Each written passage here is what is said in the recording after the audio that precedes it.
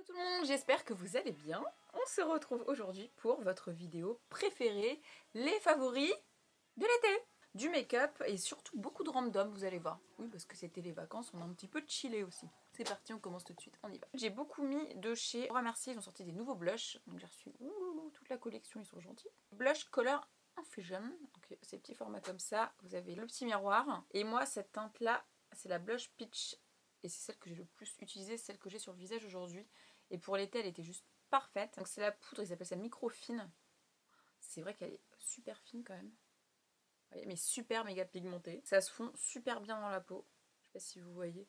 Là j'en ai mis. Ça se fond parfaitement dans la peau. Ça arrive d'avoir des blushs, tu les mets. T'as beau frotter avec ton pinceau. Le truc il est là, il est fixé. Tu peux plus l'enlever. Bah là tu peux bien la travailler. Tu peux même en remettre pour réajuster un petit peu.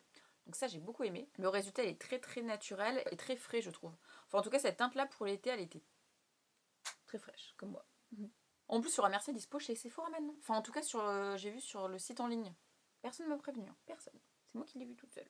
Pour les yeux, alors pour les yeux j'ai 3-4 trucs à vous montrer. De chez L'Oréal, alors je suis maquillée avec aujourd'hui. Ils ont sorti une nouvelle palette qui est la Cherry My Cherry. Elle est vraiment canon. Donc déjà le packaging il est comme ça. Alors c'était une palette estivale, hein, ils l'ont sorti l'été je pense, je crois. Mais c'est aussi une palette qui va être très sympa pour l'automne je pense. Parce que c'est une palette qui est très lumineuse. Vous voyez, il y a 16 teintes dedans donc c'est énorme. C'est un joli camailleux de tons chauds, c'est des tons chauds principalement. Moi c'est vrai que cet été j'ai mis que des tons comme ça, pêche, nude, très peu de marron parce que ça c'est vrai que je me rends compte, je mets plus ça quand c'est l'hiver ou quand j'ai pas envie de me faire chier. Mais là j'avais vraiment envie de mettre des tons plus pêche, plus tout fait sweet peach, vous voyez. Celle-ci elle est dingue, mais dingue. Je sais pas si vous voyez sur mes yeux mais les pigmentations des fards, c'est magnifique. Ça c'est un doigt quoi, un doigt comme ça mais c'est ouf. Ils sont super lumineux, ils sont bien pigmentés. Comme ça je croyais pas. Hein. Alors que oui, et franchement toutes les teintes sont très très jolies et utilisables, ce qui est bien rare quand t'as ces teintes. En tout cas j'ai beaucoup aimé celle-ci. Je crois qu'elle a fait le buzz un petit peu, mais je n'ai pas trop suivi. Très sympathique. Ensuite, chez Yves Saint Laurent, je vous l'ai montré déjà leur nouveau mascara de Curler, c'est celui que j'ai sur mes yeux aujourd'hui. Il est ouf. Ouf, ouf, ouf, ouf. Je vous l'ai mis dans ma vidéo nouveauté, je l'ai testé en direct. Il a une brosse incurvée comme ça. C'est complètement fou, j'avais jamais vu ça. Alors je sais pas si c'est ça ou la formule, mais il me fait des cils de biche, de biche, de biche. Il me recourbe les cils, il me les galbe, il me donne du volume, il les sépare, il fait pas patte d'araignée. Rien à dire. Il n'y a rien à dire. Et ça c'est le mascara que je vais utiliser tout l'été. Franchement, je crois que c'est le meilleur de chez Yves Saint Laurent. Alors que j'aimais bien, je crois que c'était le Baby Doll, que j'aimais bien. Il vient au même niveau, écoutez-moi bien, que le Better Than Sex de Too Faced. Oui. Oui. Fenty Beauty, alors Riri, elle nous a sorti un eyeliner, genre trop beau gosse. Le Fly Liner. Et en plus, je crois que le nom de la teinte, c'est Cause I'm Black. J'ai adoré le nom. Donc c'est un eyeliner liquide feutre longue tenue. Alors, c'est lui que j'ai pas arrêté de mettre avec le Dior que je vous ai déjà présenté. Mais c'est compliqué. On a une histoire qui est compliquée, lui et moi. Alors c'est feutre, donc moi c'est ce que je préfère. Le tracé est noir, hyper intense. Le mouvement est facile à faire en fait. Il y a une bille dedans, donc il y a toujours la couleur qui sera noire intense. Mais alors ce que je lui reproche, c'est qu'en fait la pointe elle est... C'est un feutre hein, mais trop fine. Tu peux trop faire ça. Et du coup, j'aime bien quand les pointes elles sont un peu rigides.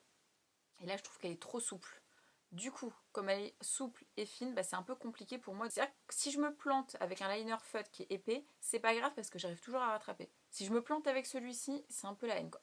Parce que je vais vraiment me foirer. Je vous mettrai une vidéo là, Julie elle m'avait maquillée avec.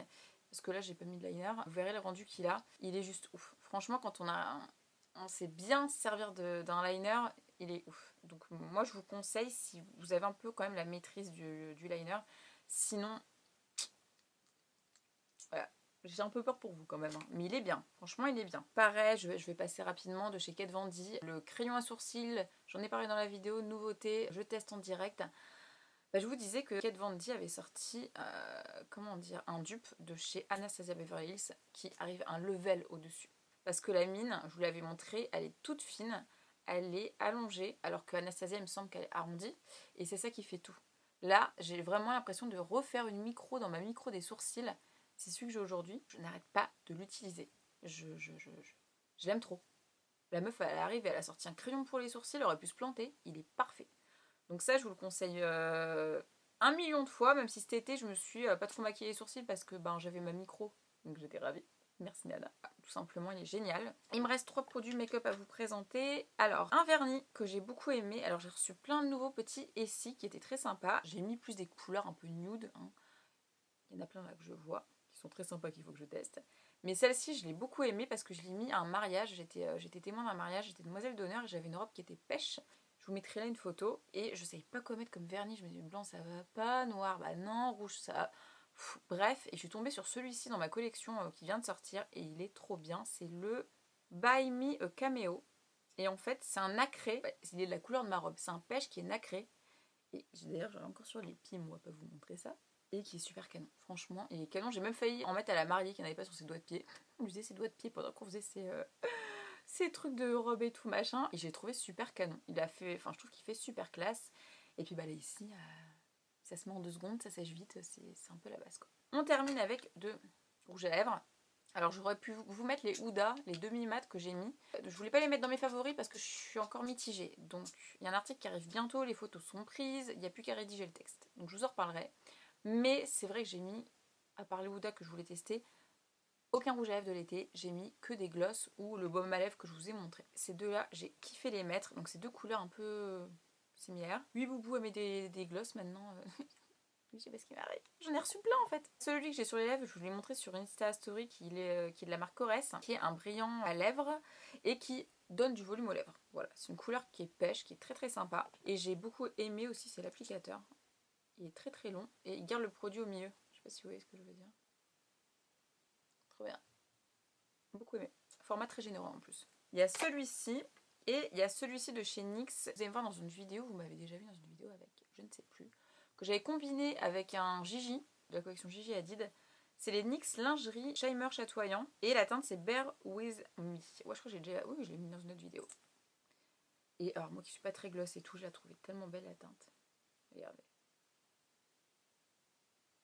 Trop beau. Voilà, en gros, j'ai mis que ça, c'était des petits gloss comme ça. Je voulais pas me prendre la tête, j'étais bien bronzée, j'étais contente, enfin, cette année. Donc, j'ai mis ce genre de truc. Voilà pour les produits de beauté.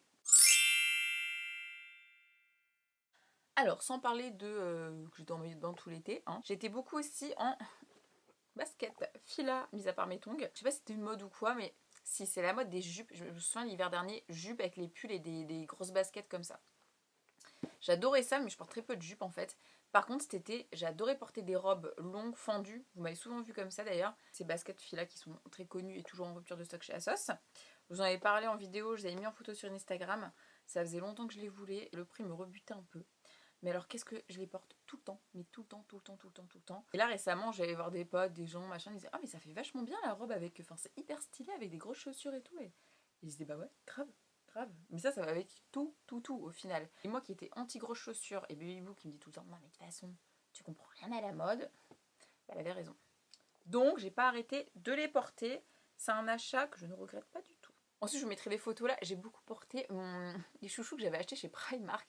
Mais genre j'ai pas arrêté, genre j'avais ça tout l'été, vous m'avez vu avec ça tout l'été sur Snap.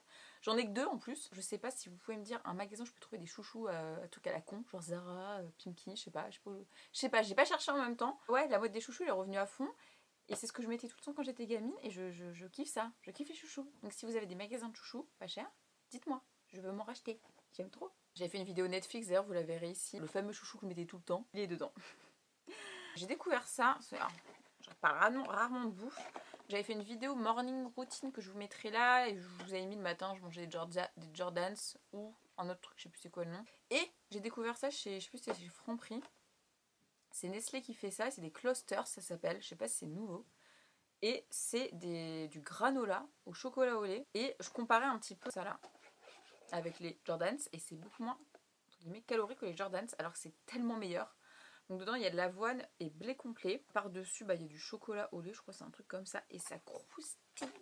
Les clusters, ça croustille. Oh, c'est tellement bon. Ça me fait penser un peu aux les chocolats, vous savez, les roses des sables, je sais pas si vous connaissez. C'est trop bon.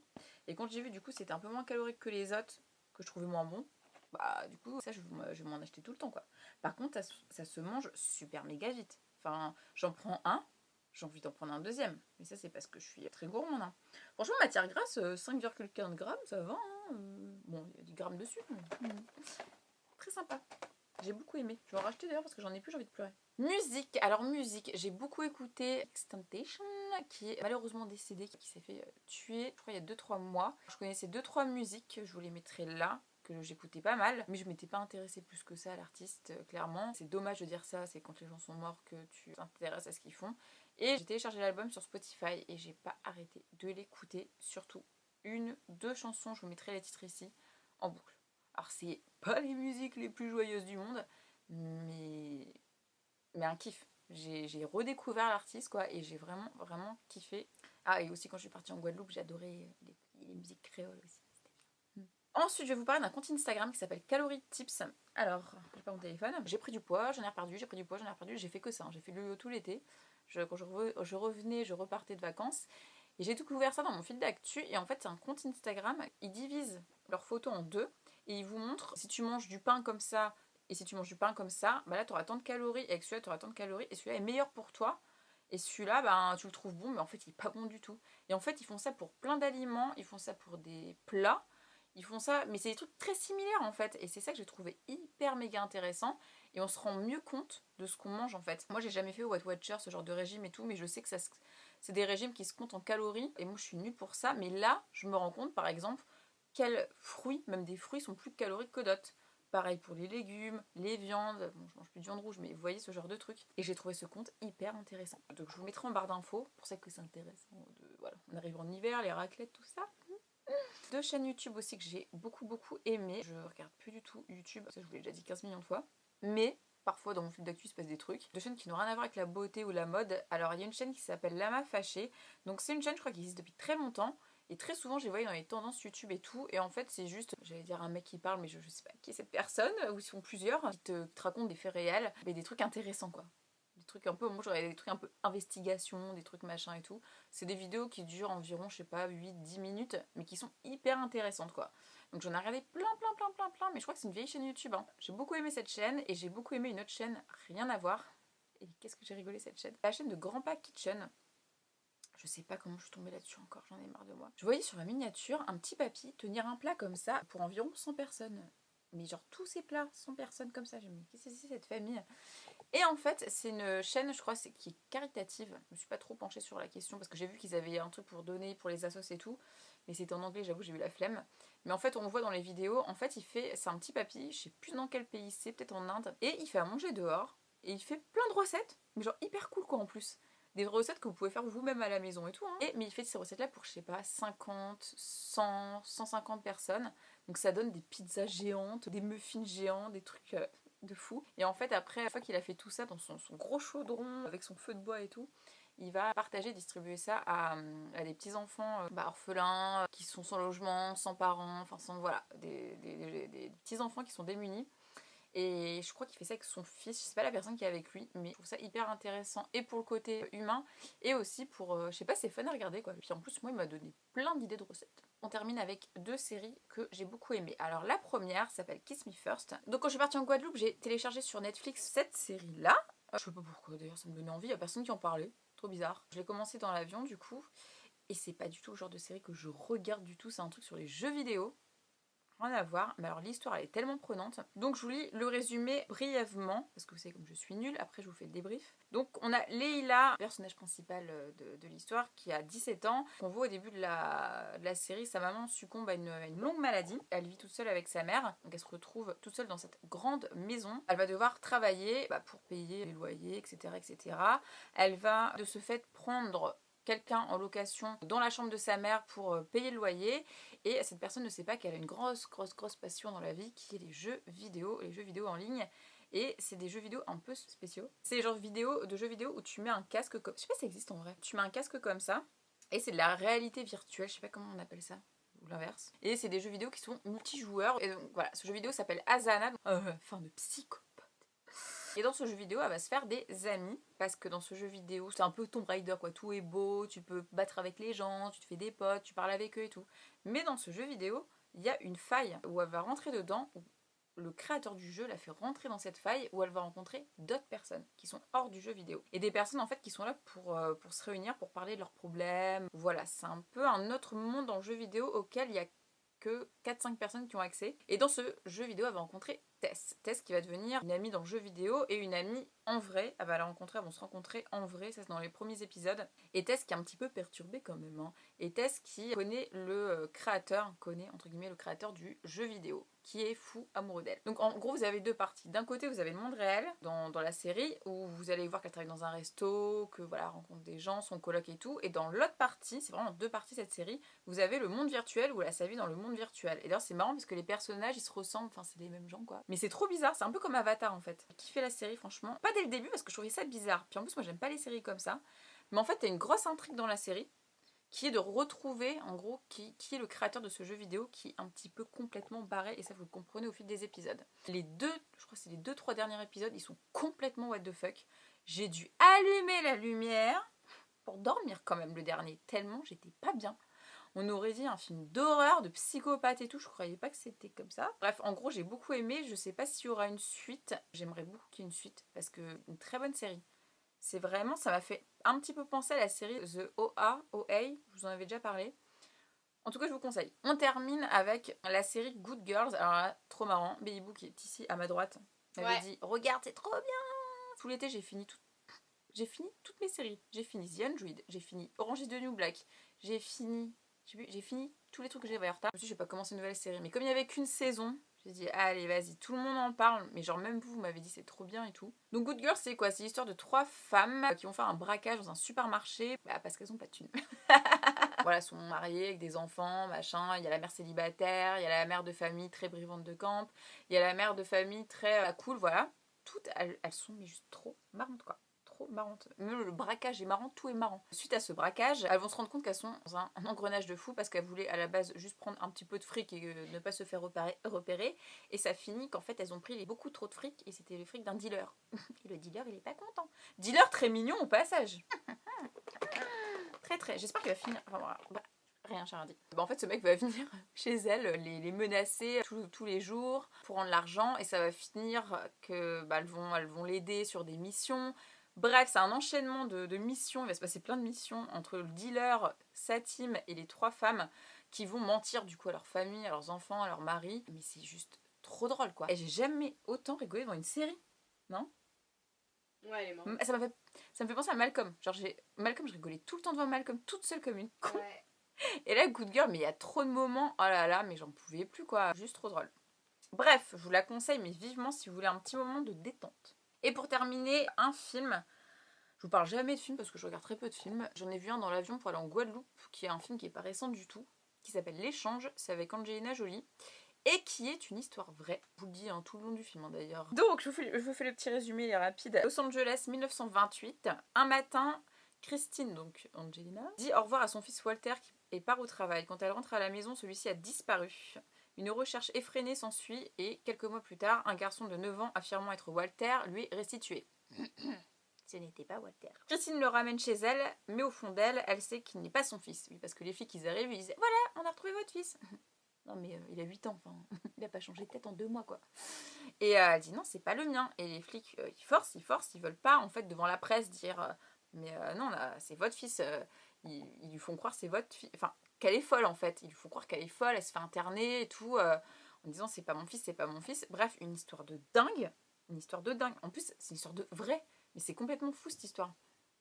Et elle se bat pour montrer que c'est pas son fils. Et pour retrouver son fils. Et le cliffhanger, enfin c'est pas un cliffhanger, la finalité de ce film, j'aurais jamais pensé que c'était un truc pareil. Moi je me suis dit, oh c'est un petit enlèvement et tout. Ah non, c'est quand même un film de psychopathe quoi. Donc voilà, je vous conseille vivement sans vous spoiler la suite, il est hyper sympa. Les amis, cette vidéo est terminée, elle a été très longue, j'en suis désolée, mais je pense que ça vous a plu. J'ai eu beaucoup de commentaires, tes dernières vidéos elles sont trop courtes. Bam! Voilà, c'était mes favoris de l'été et j'espère que ça vous aura plu. On se retrouve très très bientôt, tous les dimanches pour une nouvelle vidéo. Mouah.